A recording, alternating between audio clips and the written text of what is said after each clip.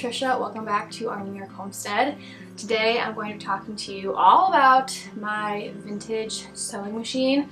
I have showcased this machine many times on my channel, showing you guys different projects and everything that I've been working on this machine, and I thought it was only fair to give it a proper introduction because I don't ever see anybody using old machines like this. This is what I'm learning on. This is what I am trying to learn how to sew on and be creative with. So I wanted to give you a full rundown of this machine, where I got it from, how learning has been going, and why I prefer a machine like this over a newer, more modern machine. Okay, so to start, my sewing machine.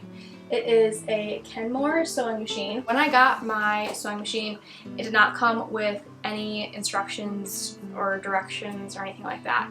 It did come with a couple of pairs of interchangeable feet. I got a couple of interchangeable needles for the actual machine itself, a handful of bobbins, and some pretty old thread, but that was all I got from it. So after I got my machine, my next mission was to figure out what model it was and where I could get directions and instructions for it. I knew your basics, like the foot pedal and the needle, but everything else, how to set it up, I was completely unaware of how to do any of that. So I did a little bit of digging, and again, it's a Kenmore sewing machine. I found a manual online. I paid $5 for the download. It is the sewing machine model 12121. From what I have discovered in my research and going through this manual and everything, I'm guessing this machine is from the late 60s, early 70s. It is heavy. It's 100% metal. There is really nothing plastic on it except for maybe the hand stitch section over here, the wheel that you turn up and down.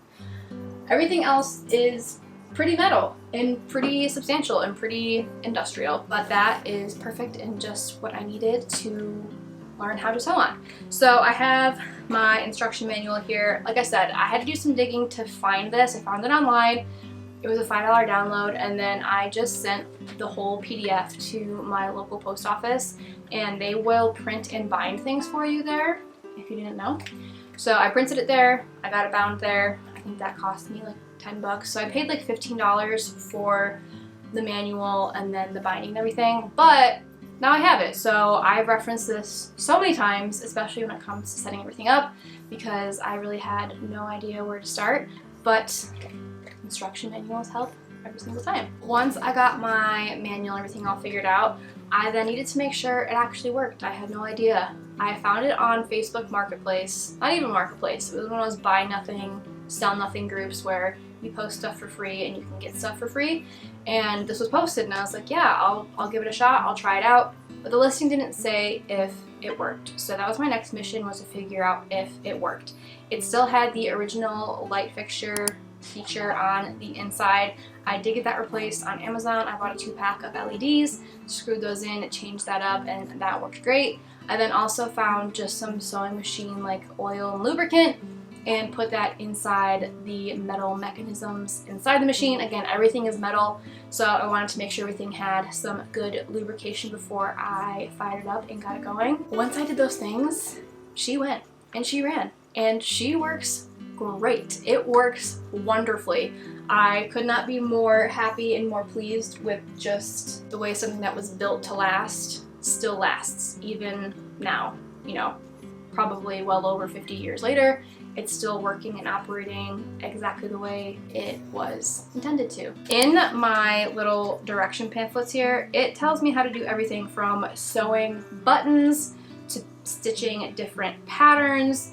It tells me what everything means, how to clean it, how to oil it, if there's any issues, what the probable cause is for those issues. It tells me literally everything, and even how to affix it to a piece of sewing furniture. So I guess Kenmore Sears really also offered a sewing table that you could affix this machine onto if you really wanted. I obviously don't have that, but it was something they were offering, and they gave you instructions on how to do that as well, and just how to take care of and love this machine so it continues to work and operate for as long as you need to. I have done some very, very, very basic beginner projects on this. I made a set of curtains that I'm currently looking at right now. I made a little decorative banner that I have hanging over my doorway over here, and then I also made most recently a whole apron, which was super fun and quite the challenge, not because of my machine, but just because it was something new for me to try, and there are so many more sewing projects that I want to do. Why I love a machine like this over something brand new. Do not get me wrong, if you have a brand new machine, you can do some pretty neat things, especially since most of those machines are digital. You can kind of program what you want, probably some embroidery, maybe even some monogramming, and you can basically just plug and chug and tell it exactly what you want it to do. There are ways to kind of like clean up the edges. I don't know exactly what that's called, but I think you probably know what I'm talking about. And all of that is great and wonderful. However, I feel as though if you don't know where to even begin with a sewing machine, and you don't know what steps to take, where to even look and start for buying a new machine, what would be good, not good, what's a good brand to try, and whatnot, I would highly, highly, highly, my very limited knowledge and experience, but please just hear me out on this, I would really recommend starting with an older vintage machine. It doesn't even have to be this old. This one is quite the crocodile. Like I said, it's probably been around for about 50 years or so. When I got it, it was in the original box, which I did not save because it was just in terrible condition. It works, and it works great, and that is so wonderful, and what is so nice about vintage pieces, and what I think a lot of people love about vintage stuff, is that it works because it was made and built to work and last for years and years and years and years and years. Not to mention, once you figure it out, once you get the hang of how everything is threaded, how the foot is supposed to be, it's really, really easy to operate. This is not a challenge, it's not hard, it's not something that takes, you know, 6 months to try to figure out with multiple YouTube tutorials and everything like that. It's really simple, it's really basic, it's really easy, and I think it's a great way to start up a new hobby like sewing. Something else that I have found super great about this machine is that the motor in this, the strength that she has is unmatched. I have used a sewing machine a couple of other times in my very limited sewing machine experiences in life. There was one particular instance where I remember in middle school we were using sewing machines and we ended up making these weird beanbag heating pad type things. Anyway, we used a sewing machine for that, and it was not a sewing machine nearly as old as this one. I do remember that there wasn't a lot of power, there wasn't a lot of kick behind it.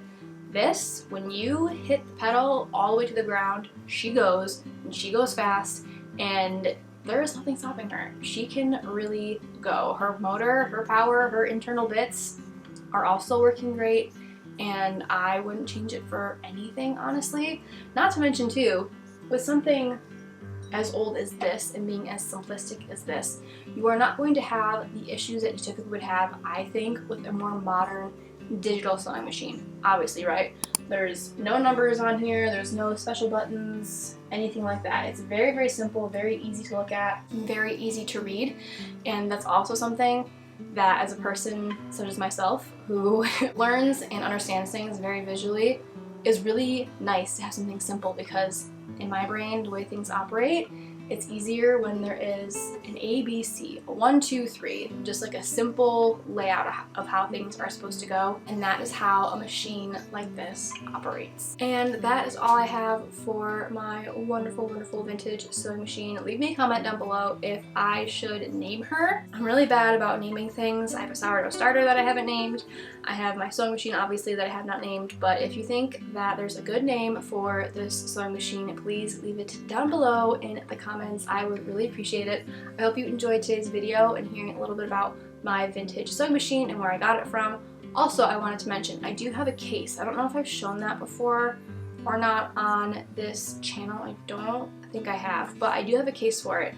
But like I said, when I got it originally, it came in a cardboard box. I ended up finding the case at Savers with another sewing machine in it, but I didn't want the sewing machine, I just wanted the case, but it was only $10, so who can say no to a $10 case, and I ended up giving the other sewing machine to my dad, which was another Kenmore sewing machine, but probably about 10 years older than this one here.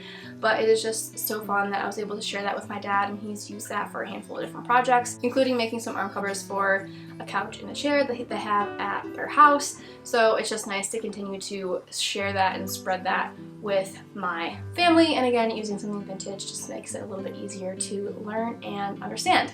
But as I was saying, I hope you enjoyed today's video. If you did, please give it a big thumbs up and subscribe down below. I make new videos every single week on all things sourdough, homemaking, and country living, and I hope to see you in my next video.